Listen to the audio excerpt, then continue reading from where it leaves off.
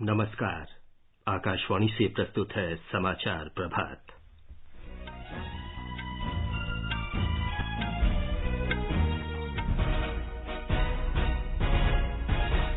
प्रधानमंत्री असम में महाबाहु ब्रह्मपुत्र जलमार्ग सहित कई विकास परियोजनाओं का आज लोकार्पण करेंगे। नागरिक उड्डयन मंत्रालय ने भारत आने वाले अंतर्राष्ट्रीय यात्रियों के लिए नए दिशा निर्देश जारी किए। भारत ने 25 देशों को कोविड टीकों की आपूर्ति की। 49 और देशों को भारत में निर्मित टीके उपलब्ध कराए जाएंगे। भारत, ऑस्ट्रेलिया, जापान और अमेरिका के विदेश मंत्रियों की बैठक आज। हिंद प्रशांत क्षेत्र को मुक्त और समावेशी बनाए रखने पर चर्चा होगी। और ऑस्ट्रेलियन ओपन टेनिस टूर्नामेंट में महिला और पुरुष सिंगल्स सेमीफाइनल मुकाबले आज।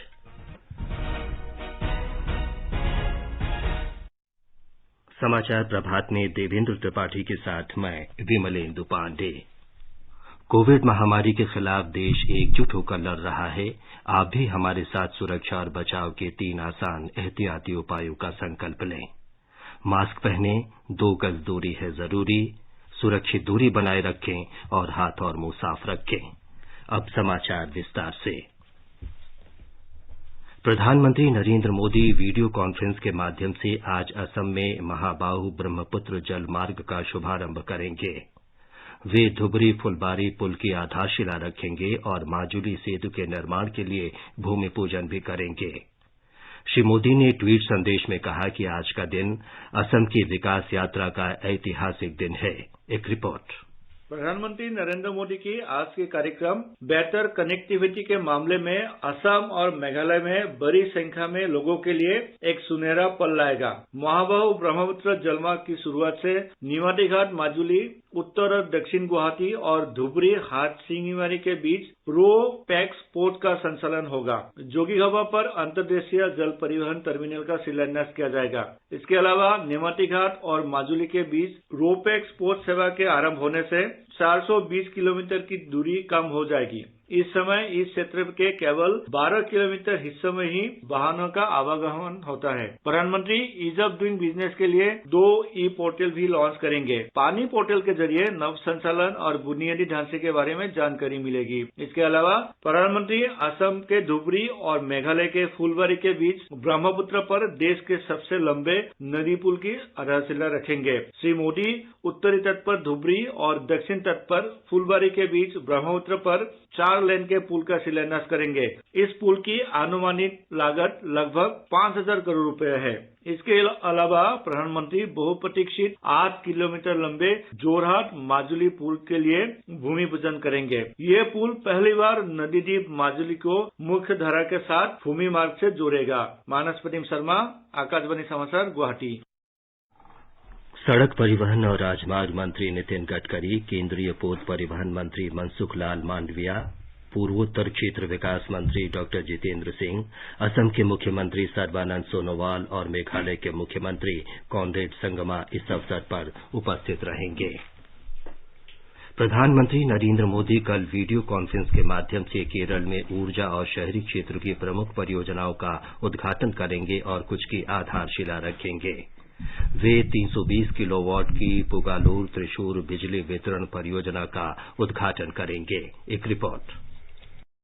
अत्याधुनिक वीएससी तकनीक वाला भारत का ये पहला हाई वोल्टेज डायरेक्ट करंट युक्त कन्वर्टर है। 5,070 करोड़ रुपए की इस परियोजना से पश्चिमी क्षेत्र से 2,000 मेगावाट बिजली आपूर्ति की जा सकेगी और इससे केरल में बिजली की बढ़ती मांग को पूरा करने में मदद मिलेगी। प्रधानमंत्री 50 मेगावाट की कासरगोड सौर बिजली परियोजना भी राष्ट्र को समर्पित करेंगे। श्री मोदी तिरुवनंतपुरम में एकीकृत कमान और नियंत्रण केंद्र की आधारशिला भी रखेंगे। ये परियोजना तिरुवनंतपुरम नगर निगम के तहत स्मार्ट सेवा प्रदान करने के लिए स्थापित की जा रही है। आपातकालीन स्थिति में यह केंद्र समन्वित कार्रवाई करने में सहायता करेगा। इसके अलावा प्रधानमंत्री तिरुवनंतपुरम में स्मार्ट सड़क परियोजना की आधारशिला रखेंगे। प्रधानमंत्री अरुविक्कारा में एक जल शोधन संयंत्र का उद्घाटन भी करेंगे। यह तिरुवनंतपुरम में पेयजल की आपूर्ति बढ़ाएगा और संयंत्रों के रखरखाव के दौरान नगर में पेयजल की आपूर्ति बाधित नहीं होगी। समाचार कक्ष से धर्मेंद्र। प्रधानमंत्री नरेंद्र मोदी ने कहा है कि सरकार टेक्नोलॉजी उद्योग से सभी गैर जरूरी नियमों को हटाने की कोशिश कर रही है। नैस्कॉम लीडरशिप फोरम को कल वीडियो कॉन्फ्रेंस के माध्यम से संबोधित करते हुए उन्होंने कहा कि सरकार जानती है कि अवरोधों से भविष्य का नेतृत्व कभी विकसित नहीं हो सकता। प्रधानमंत्री ने कहा कि मौजूदा सरकार अपनी नई नीतियों के साथ न्यूनतम सरकार और अधिकतम शासन की दिशा में कार्य कर रही है। श्री मोदी ने कहा कि राष्ट्रीय डिजिटल संचार नीति ऐसा ही एक प्रयास है। हमारी सरकार भी ये भलीभांति जानती है कि बंधनों में भविष्य की लीडरशिप विकसित नहीं हो सकती और इसलिए सरकार द्वारा टेक इंडस्ट्री को अनावश्यक रेगुलेशन से बंधनों से बाहर निकालने का प्रयास किया जा रहा है। नेशनल डिजिटल कम्युनिकेशन पॉलिसी एक ऐसा ही बड़ा प्रयास था। भारत को ग्लोबल सॉफ्टवेयर प्रोडक्ट हब बनाने के लिए नेशनल पॉलिसी भी बनाई गई। सुधारों का ये सिलसिला कोरोना काल में भी जारी रहा। इससे नई परिस्थितियों में आपके लिए काम करना आसान हुआ। श्री मोदी ने कहा कि टेक्नोलॉजी से नागरिकों का सशक्तिकरण हुआ है और सरकार के साथ उनका संपर्क स्थापित हुआ है। उन्होंने कहा कि लोगों को डिजिटल रूप से सहज जानकारी देने और समाज के सबसे कमजोर व्यक्ति तक सेवाएं पहुंचाने में भी टेक्नोलॉजी प्रभावी रही है। कोरोना के दौरान भारत ने जो सॉल्यूशंस दिए वो आज पूरी दुनिया के लिए प्रेरणा है और जैसा अभी आप सब साथियों को मुझे सुनने का मौका मिला, सीईओज ने जो बताया, इसमें भी भारत की आईटी इंडस्ट्री ने कमाल करके दिखाया है।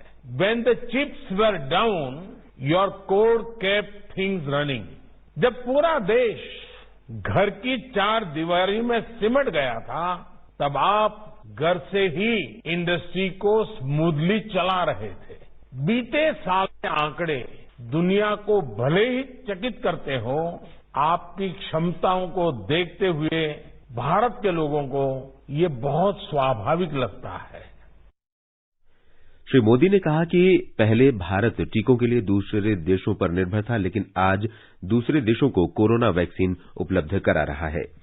प्रधानमंत्री नरेंद्र मोदी ने कल वर्चुअल माध्यम से तमिलनाडु में तेल और गैस क्षेत्र की महत्वपूर्ण परियोजनाएं राष्ट्र को समर्पित की और आधारशिला रखी। श्री मोदी ने मनाली में 500 करोड़ रुपए की लागत की चेन्नई पेट्रोलियम कॉर्पोरेशन लिमिटेड की रामनाथपुरम तुत्तुकुडी प्राकृतिक गैस पाइपलाइन और गैसोलीन डीसल्फराइजेशन इकाई राष्ट्र को समर्पित की। उत्तर प्रदेश विधानमंडल का बजट सत्र आज से शुरू हो रहा है।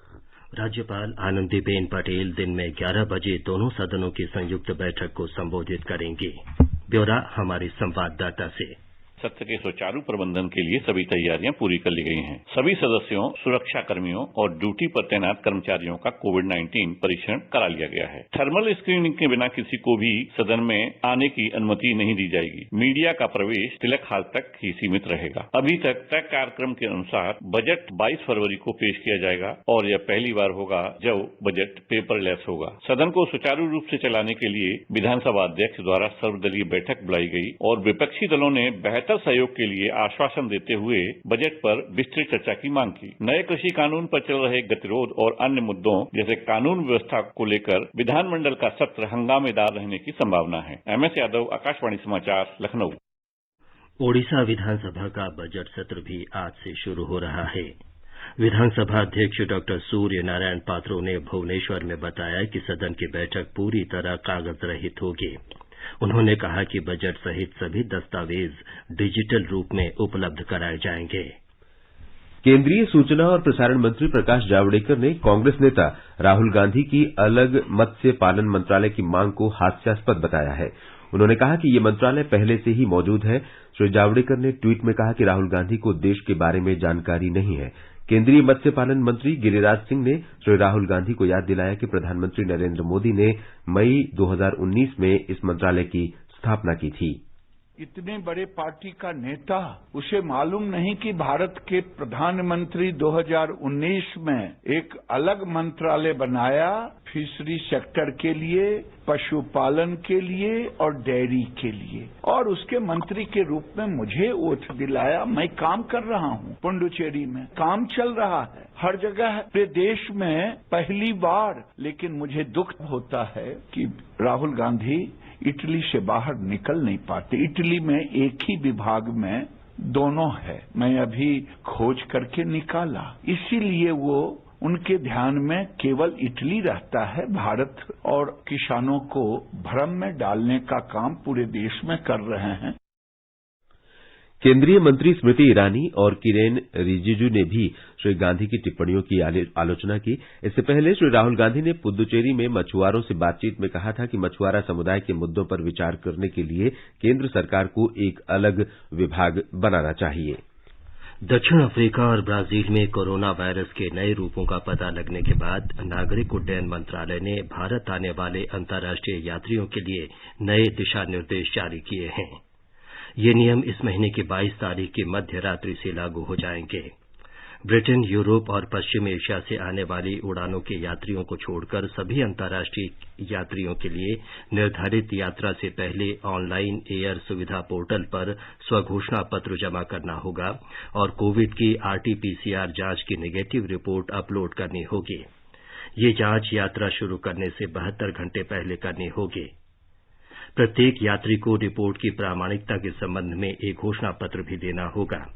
उन्हें यात्रा शुरू करने से पहले एयरलाइनों के माध्यम से लिखित में देना होगा कि वे 14 दिनों के लिए अपने स्वास्थ्य की निगरानी या स्वनिगरानी में रहने के नियम का पालन करेंगे। नई मानक संचालन प्रक्रिया के अनुसार ब्रिटेन, यूरोप और पश्चिम एशिया की उड़ानों से आने या गुजरने वाली सभी अंतर्राष्ट्रीय यात्रियों को निर्धारित यात्रा से पहले कोविड के संबंध में स्वघोषणा पत्र जमा करना होगा और पिछले 14 दिनों के दौरान अपनी यात्रा की जानकारी देनी होगी। ब्रिटेन, ब्राजील और दक्षिण अफ्रीका के वे यात्री जिन्हें संबंधित दूसरी उड़ान पकड़नी है, उन्हें कोविड जांच के लिए हवाई अड्डे के निर्दिष्ट स्थान पर अपना नमूना देना होगा। कोविड मुक्त पाए जाने के बाद ही उन्हें यात्रा की अनुमति होगी। विदेश मंत्री डॉक्टर सुब्रमण्यम जयशंकर ने कहा है कि भारत में निर्मित कोविड वैक्सीन 25 देशों को भेजी गई है और जल्द ही विश्व के 49 और देशों में वैक्सीन भेजी जाएगी।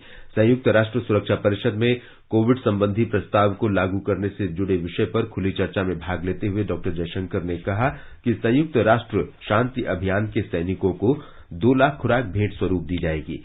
उन्होंने भगवद गीता के बहुजन सुखाय बहुजन हिताय के संदेश को उद्धृत करते हुए कहा कि हमेशा दूसरों के कल्याण को ध्यान में रखकर कार्य करें। डॉक्टर जयशंकर ने कहा कि वैक्सीन पर राष्ट्रवाद रोककर अंतर्राष्ट्रीयवाद की भावना को बढ़ावा देना चाहिए। उन्होंने कहा कि मिथ्या प्रचार को रोकना चाहिए और किसी अगली वैश्विक महामारी के लिए पहले से ही तैयार रहना चाहिए।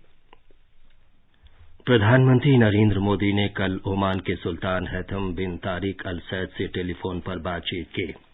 इस वार्ता में सुल्तान ने ओमान को कोविड टीके उपलब्ध कराने के लिए श्री मोदी की सराहना की। दोनों नेताओं ने महामारी से संघर्ष में सहयोग करने पर सहमति जताई। प्रधानमंत्री ने सुल्तान के शासन का 1 वर्ष पूरा होने और ओमान के लिए उनके दृष्टिकोण 2040 के लिए बधाई दी।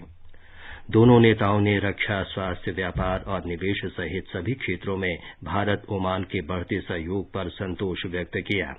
उन्होंने दोनों कार्यनीतिक साझेदारों के बीच बढ़ते आर्थिक और सांस्कृतिक संबंधों में भारतवंशियों के योगदान की सराहना की। आगे बढ़ने से पहले एक नजर मुख्य समाचारों पर। प्रधानमंत्री असम में महाबाहु ब्रह्मपुत्र जलमार्ग सहित कई विकास परियोजनाओं का आज लोकार्पण करेंगे। नागरिक उड्डयन मंत्रालय ने भारत आने वाले अंतर्राष्ट्रीय यात्रियों के लिए नए दिशा निर्देश जारी किए। भारत ने 25 देशों को कोविड टीकों की आपूर्ति की। 49 और देशों को भारत में निर्मित टीके उपलब्ध कराए जाएंगे। भारत, ऑस्ट्रेलिया, जापान और अमेरिका के विदेश मंत्रियों की बैठक आज हिंद प्रशांत क्षेत्र को मुक्त और समावेशी बनाने पर चर्चा होगी और ऑस्ट्रेलियन ओपन टेनिस टूर्नामेंट के महिला और पुरुष सिंगल्स सेमीफाइनल मुकाबले आज। देश में कोरोना संक्रमण से ठीक होने की दर 97.33% हो गई है। कल 11,833 लोग कोविड से स्वस्थ हुए। स्वास्थ्य मंत्रालय ने बताया है कि अब तक इस बीमारी से 1,06,44,858 मरीज स्वस्थ हो चुके हैं। कोरोना संक्रमण के 11,610 नए मरीज कल सामने आए। अब तक 1,55,913 लोग इस महामारी का शिकार हो चुके हैं। इस समय मरीजों की संख्या 1,36,549 है। सरकार ने कहा है कि देश में अब तक करीब 92 लाख लोगों को कोविड के टीके लगाए जा चुके हैं। मंत्रालय के अनुसार अब तक 65,21,785 स्वास्थ्य कर्मियों को टीका लगाया जा चुका है। पिछले 24 घंटों के दौरान टीके के दुष्प्रभाव का कोई भी मामला सामने नहीं आया है। बिहार में पिछले 24 घंटों के दौरान 15,183 स्वास्थ्य कर्मियों को कोरोना का दूसरा टीका लगाया गया। राज्य में अब तक 5,02,800 से अधिक लोगों को वैक्सीन दी जा चुकी है। इस बीच बिहार में अब तक 2,59,830 रोगी कोरोना संक्रमण से ठीक हो चुके हैं। मध्य प्रदेश में अब तक 5,93,000 से अधिक स्वास्थ्य कर्मियों और अग्रिम पंक्ति के कर्मचारियों को कोविड का टीका लगाया जा चुका है। ब्यौरा हमारी संवाददाता से। प्रदेश में स्वास्थ्य और अग्रिम पंक्ति के कार्यकर्ताओं का टीकाकरण सुचारू रूप से जारी है। सबसे अधिक टीकाकरण का प्रतिशत कल रतलाम जिले में 73% रहा है। इस बीच कल 251 कोविड पॉजिटिव मामले सामने आए हैं, वहीं 243 रोगी कल संक्रमण से स्वस्थ हुए हैं। प्रदेश में कोविड से एक रोगी की मृत्यु हुई है। कोविड से मरने वालों की कुल संख्या 3,842 है। वहीं कोविड पॉजिटिविटी दर 1.6 है। प्रदेश में कुल 52 में से 21 जिलों में कोई नया संक्रमण का मामला दर्ज नहीं किया गया है। 3 जिलों भिंड, मुरैना और शिवपुरी में एक भी सक्रिय मामला नहीं है। पूजा पी वर्धन, आकाशवाणी समाचार, भोपाल। महाराष्ट्र में कोविड टीकाकरण जोर शोर से जारी है। स्वास्थ्य और परिवार कल्याण मंत्रालय के आंकड़ों के अनुसार कुल टीकाकरण के मामलों में महाराष्ट्र उत्तर प्रदेश के बाद दूसरे स्थान पर है। ब्यौरा हमारे संवाददाता से। महाराष्ट्र में अब तक 7,17,507 स्वास्थ्यकर्मी तथा फ्रंटलाइन वर्करों को कोविड-19 प्रतिबंधक टीकाकरण किया गया है। दूसरी तरफ नए कोरोना मरीजों की संख्या प्रशासन के लिए चिंता का विषय बनी हुई है। राज्य में कल कोरोना वायरस के 4,787 नए मामले सामने आए। यह संख्या पिछले 70 दिनों में सर्वाधिक है। शादियां, रेस्टोरेंट, पर्यटन स्थल तथा सार्वजनिक स्थानों पर कोविड के दिशा निर्देशों का पालन हो, इसके लिए प्रशासन ने फिर से कड़े कदम उठाना शुरू किया है। नियमों का उल्लंघन करने वालों को दंडित किया जा रहा है। जीवन भावसार, आकाशवाणी समाचार, मुंबई। राजस्थान में कल रिकॉर्ड 1,22,367 लोगों को कोविड वैक्सीन दी गई। राज्य में अब तक 7,44,632 लोगों को कोविड का पहला टीका लगाया जा चुका है। गुजरात में कल 278 लोगों में कोविड संक्रमण की पुष्टि हुई, जबकि 273 रोगी स्वस्थ हुए। इसके बाद राज्य में इस महामारी से स्वस्थ होने वालों की संख्या बढ़कर 2,59,928 हो गई है। हमारे संवाददाता ने बताया है कि कल लगभग 3,018 स्वास्थ्य कर्मियों और अग्रिम पंक्ति के कार्यकर्ताओं को कोविड के टीके लगाए गए। आकाशवाणी से बातचीत में रांची के वरिष्ठ चिकित्सक डॉक्टर राजेश जायसवाल ने लोगों से अपील की है कि वे कोरोना वायरस के संक्रमण से सुरक्षित रहने के लिए दूसरा टीका अवश्य लगवाएं। कोरोना से बचने का एकमात्र उपाय वैक्सीन है। कुछ नहीं होता है, कोई रिएक्शन नहीं होता है, सारी व्यवस्था है। और उसके बाद अभी तक मैंने 1 महीने में बहुत लोग आए, किसी को कोई रिएक्शन नहीं हुआ। मैं लोगों से निवेदन करूंगा, दावा करता हूं कि ये वैक्सीन का साइड इफेक्ट कुछ नहीं है और इसको आकर जरूर से लें, ताकि अपने परिवार और अपने समाज को कोरोना के फैलने से बचावें। डॉक्टर राजेश जायसवाल ने विद्यालय जाने वाले बच्चों को कोरोना से सुरक्षित रहने के लिए मुख्य एहतियाती उपायों के बारे में भी जानकारी दी। अभी बच्चों में वैक्सीनेशन नहीं शुरुआत किया गया है, तो हम चाहेंगे कि जो बच्चे स्कूल जा रहे हैं वो निश्चित मास्क लगाएं और सोशल डिस्टेंस बनाकर रखें। वे स्कूल के टीचर को, स्कूल के प्रिंसिपल को, जितने स्टाफ और अध्यापक है वो बच्चों को अवेयर करें, उनको बतावें कि थोड़ा दूरी मेंटेन करें, मास्क लगाएं और अच्छी तरह से पढ़ाई करें। इस बस में भी जाएं तो दूरी करें। अगर कोई चीज टच कर देते हैं तो साबुन से हाथ धो लें। गृह मंत्री अमित शाह आज पश्चिम बंगाल में परिवर्तन यात्रा के 5वें और अंतिम चरण का आरंभ करेंगे। श्री शाह दक्षिण 24 परगना जिले में काकद्वीप में इंदिरा मैदान से इस यात्रा को झंडी दिखाकर रवाना करेंगे। राज्य के सभी 294 विधानसभा निर्वाचन क्षेत्रों में भारतीय जनता पार्टी परिवर्तन यात्रा निकाल रही है। श्री शाह आज कोलकाता में ऐतिहासिक भारत सेवाश्रम संघ भी जाएंगे। बाद में वे गंगा सागर में कपिल मुनि के आश्रम पहुंचेंगे। वे नारायणपुर गांव में शरणार्थी परिवार के साथ दोपहर का भोजन करेंगे। वे शाम को अरबिंदो भवन जाएंगे। वैश्विक rating agency Standard and Poor's ने कहा है कि भारत अगले वित्त वर्ष में 10% वृद्धि दर के साथ तेजी से उभरती अर्थव्यवस्थाओं में से एक होगा।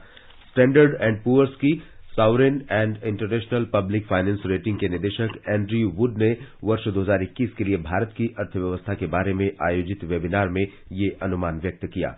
उन्होंने कहा कि वर्ष 2021 में भारत के लिए पूर्वानुमान बेहद अच्छे हैं और ये दर्शाते हैं कि पिछले वर्ष रुकी सभी आर्थिक गतिविधियां फिर से पटरी पर लौट रही हैं। केंद्रीय बजट 2021-22 पर विशेष श्रृंखला में आज हम देश में शोध और नवाचार को बढ़ावा देने की मुख्य घोषणाओं के बारे में जानकारी दे रहे हैं। बजट में इस तंत्र को मजबूत करने पर विशेष जोर दिया गया है।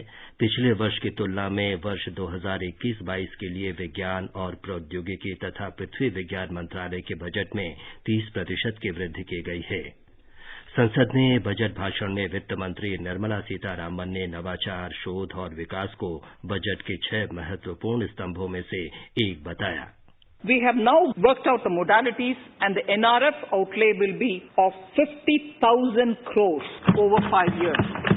It will ensure that the overall research ecosystem in the country is strengthened with focus on identified national priority thrust areas. There has been a manifold increase in digital payments in the recent past. To give a further boost to digital transactions, I earmarked 1,500 crores for a proposed scheme that will provide financial incentive to promote digital mode of payment. हमारे संवाददाता ने देश में शोध और नवाचार को बढ़ावा देने के लिए की गई महत्वपूर्ण घोषणाओं के बारे में जानकारी दी। बजट में 4,000 करोड़ से अधिक की लागत से डीप ओशन मिशन की शुरुआत की घोषणा की गई है। शोध कार्यों को बढ़ावा देने के लिए देश के 9 शहरों में अनुसंधान और विकास संस्थानों, विश्वविद्यालयों और कॉलेजों में बेहतर तालमेल के लिए वृहद ढांचा तैयार किया जाएगा। इसे केंद्रीय शिक्षा मंत्रालय के समन्वय से चलाया जाएगा, जिसके लिए एक बड़ी राशि दी जाएगी। बजट में एक राष्ट्रीय भाषा अनुवाद मिशन की भी घोषणा की गई है। इसके अलावा बायोटेक्नोलॉजी विभाग को कोविड-19 टीका के विकास से जुड़े कार्यों के लिए 900 करोड़ रुपए का विशेष पैकेज भी दिया गया है। दिवाकर, आकाशवाणी समाचार, दिल्ली। भारत, ऑस्ट्रेलिया, जापान और अमेरिका के समूह क्वाड के विदेश मंत्रियों की तीसरी बैठक आज होगी। पिछले वर्ष अक्टूबर में टोक्यो में हुई इन देशों की बैठक में हुए विचार विमर्श को इस बैठक में आगे बढ़ाया जाएगा। बैठक में हिंद प्रशांत क्षेत्र को मुक्त और समावेशी बनाए रखने की दिशा में सहयोग सहित क्षेत्रीय और वैश्विक मुद्दों पर विचार विमर्श होगा। विदेश मंत्री कोविड महामारी से निपटने के लिए किए जा रहे मौजूदा प्रयासों पर भी चर्चा करेंगे। बैठक में वैश्विक जलवायु परिवर्तन और आपसी हित के अन्य मुद्दों पर भी विचार विमर्श की संभावना है। ऑस्ट्रेलियन ओपन टेनिस टूर्नामेंट में आज सिंगल्स के सेमीफाइनल मुकाबले खेले जाएंगे। महिला सिंगल्स सेमीफाइनल में अमेरिका की सेरेना विलियम्स का मुकाबला जापान की नाओमी ओसाका से होगा। ये मैच मेलबर्न पार्क के रॉड लेवर एरिना में खेला जाएगा। महिला सिंगल्स के दूसरे सेमीफाइनल में अमेरिका की जेनिफर ब्रैडी का सामना चेक गणराज्य की कैरोलिना मुचोवा से होगा। पुरुष सिंगल्स के सेमीफाइनल में 8 बार की चैंपियन सर्बिया के नोवाक जोकोविच का मुकाबला रूस के असलान कारत्सेव से होगा। पुरुष सिंगल्स के दूसरे सेमीफाइनल मुकाबले में कल सित्सिपास का सामना मेदवेदेव से होगा।